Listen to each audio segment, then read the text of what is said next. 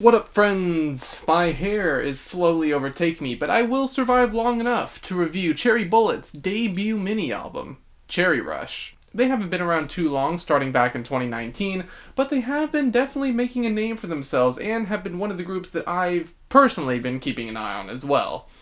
They have had some lineup changes over the years, going from 10 members down to 7 as they are now, but they have not let that stop them from making some quality singles. They have taken these skills and combined their synthpop, teen pop, and dance pop sounds to create a pretty great first official project.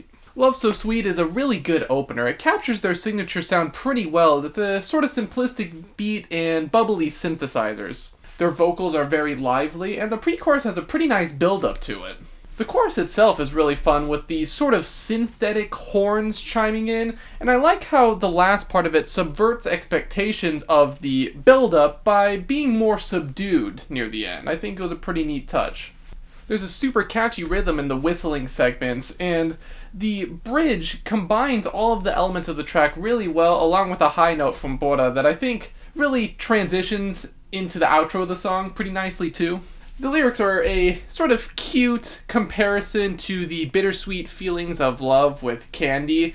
It fits their teen pop aesthetic, I think, so it's just fitting for them. Follow Me has to be one of the catchiest songs I've ever heard. I mean, the playful synth and bass line, they just kick this thing off with a bop. It's bouncy as hell, and that chorus is just incredible. The background vocals are a real treat. Weirdly enough, they kind of remind me of old school American girl groups, like 50s girl groups, like the Ronettes and stuff like that, with the sort of call and response vocal styles a little bit. I don't know if that was intentional or not, but that's what they reminded me of, at least. So I thought it was a pretty cute and quirky addition to the song. It's a pretty cool transition into the second verse of the track, kind of tying into their video game and digital themes that they had originally when they debuted, with the sort of slow-mo and VHS sound effects that are thrown in here and there. The whole song overall is just cheerful and infectious. There's it's just like the perfect pop tune, almost.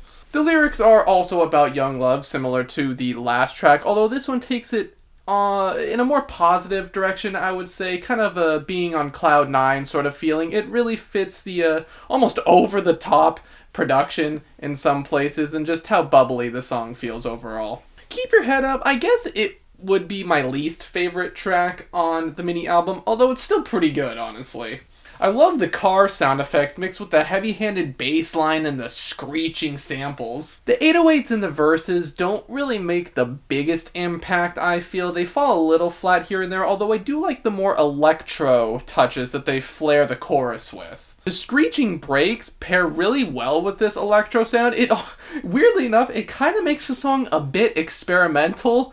I mean, as experimental as a song like this can really be, but I think it's something that you don't really hear a lot from groups like these, so I like that. The lyrics are a pretty endearing form of teen rebellion, wanting to sneak out when their parents are asleep, and just wanting to stand out and be unique when it comes to their fashion, their looks, and personality. I think it's kind of akin to weirdly a lot of pop punk lyrics and stuff like that about not really fitting in, so I think it fits the sort of edgier tone that they were going for with this one. Whatever kind of goes back to their synth pop sound that they used to do, although with a few touches of like electro funk here and there. It kind of reminds me of something that like early EXID would do, like hippity hop era, like, you know, really early EXID, kind of 2012 era girl groups and stuff like that.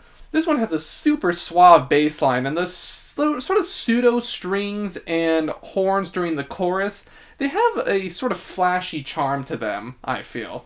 I think the contrast in the more slower verses and then the upbeat chorus, it's pretty engaging, and once again, Cherry Bullet knows how to do background vocals, man.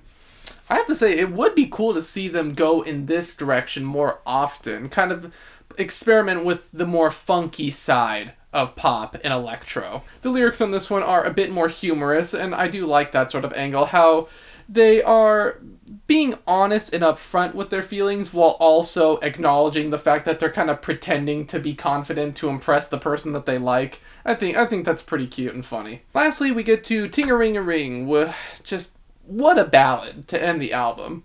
There's some 90s and sort of almost early 2000s R&B grooves on this track.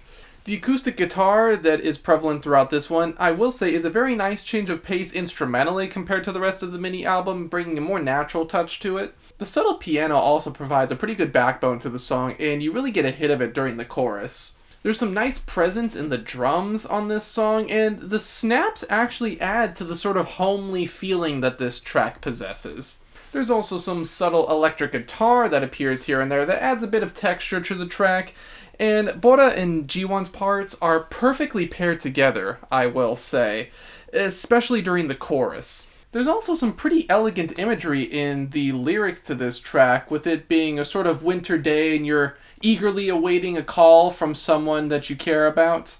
Again, it just has a very relaxed and homely feeling to it. Now, I gotta say, for a first major project for Cherry Bullet, this was pretty well done. There's a good amount of variety while also sticking to a very tight and enjoyable sound. I was also pretty impressed with the lyrical aspect to this mini album. It's not something that I care about too much when it comes to K-pop albums, or really just albums in general. I'm more of an instrumental kind of guy, but I do like how they tackled love from a bunch of different directions, a bunch of different comparisons, a bunch of different scenarios as well. I thought it was pretty cool. Instrumentally, it was also pretty well put together. I like how full all of these tracks sound. That being said, there were some generic elements here and there, most notably in the 808s and the synth passages on a few tracks, especially Keep Your Head Up, but it's mostly balanced out by a lot of positive traits that outweigh the negatives. I want to see how far they can take this sound, maybe balance it with some of the darker tones of their previous single, Hands Up, while also combining it with this sort of synth pop, almost electro-funk R&B sounds here and there as well. I like to see how almost experimental they can take this stuff, to be honest. I don't know if they will do that or not, but as long as they keep making quality pop tunes like this, I think they'll be alright. Overall, I'm feeling a strong 7 on Cherry Rush. Of course, we do have to talk about the album cover, and I really like this album cover a lot, actually.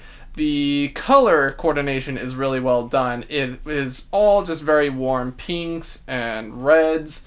The font of their logo is really nice, and I like the just aesthetic of the imagery on this one with the sort of sheets and the rose petals and all of that stuff. It's a very tight feeling. It's not as sort of on the nose with their video game themes as they used to be, but in a way, their music has also kind of evolved past that too, so it's nice to see that the marketing and album covers follow suit with the music. But that is what I have to say about Cherry Bullet's debut mini-album. What did you guys think about it? Did it surprise you at all? Was this exactly what you were hoping they'd release after all those singles that they put out a while back? Let me know. And until the next one, farewell.